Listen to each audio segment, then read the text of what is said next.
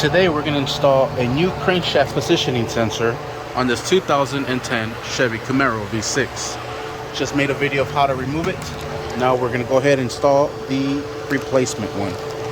I'm going to go ahead and use this bolt because this one had a little rubber seal and this one does not. So I'm going to go ahead and take off the sensor and throw it on the car.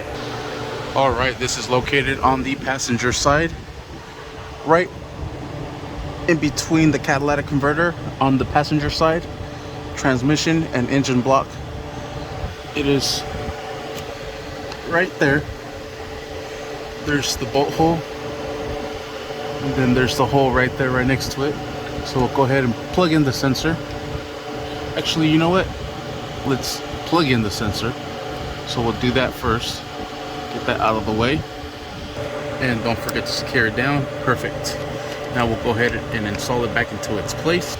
All right, and there it is. Now we'll go ahead and put the bolt into its place, and we'll go ahead and secure this down with a 10mm. All right, now we'll use a 10mm ratchet and socket to secure this bolt down right in there. All right, and there it is, and not too tight. It is plastic, and we are set. Now we just got to clear the check engine, take it for a spin, and that should be it. Thank you for watching. Please like and subscribe.